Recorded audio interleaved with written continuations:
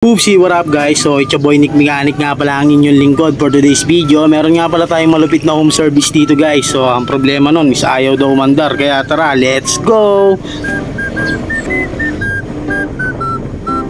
So yun guys, nandito na nga pala tayo sa bahay ng customer. Hindi na ako nakapag-video.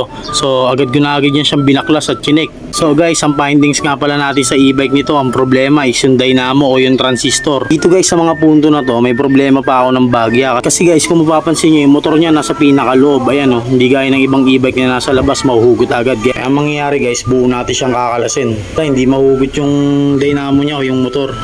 Ayan. Ngayon, di siya mahugot. Dito kumakalas siya dyan, no, sa may bakal. Oh. Yan. Hindi gaya ng ibang e-bike na kapag babaklasin mo yung dynamo, yung motor, nahuhugot agad. Dito kadalasan nakapwesto yung motor eh. Yung kanya kasi nasa pinakaloob. Ayan. Kakaibang style ng e-bike na to. Buo natin siyang kakalasin. Buo kasama yung transmission niya. Nakalas na natin siya. So grabe. Pag isa lang ako, ang hirap.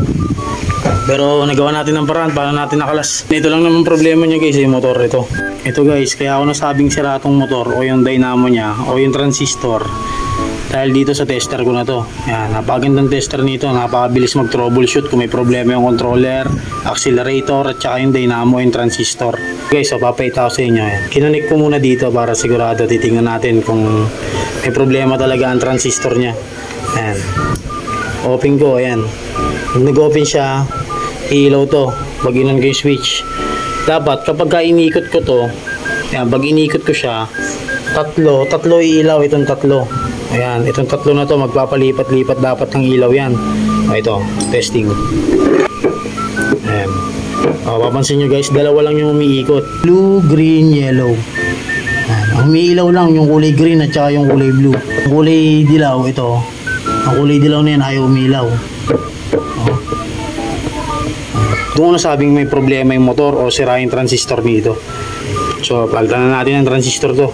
Papakita ko mamaya sa inyo kapag napalitan na. Ito yung papalitan natin. Ito yung papalit natin guys. Yan.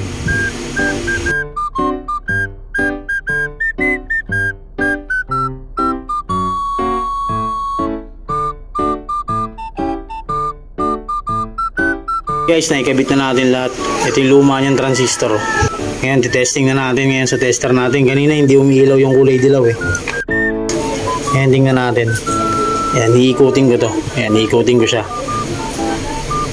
Yun. Ayun o. Diba? Tatlo na sila umiilaw. Di kaya kanina, dalawa lang. Ayan.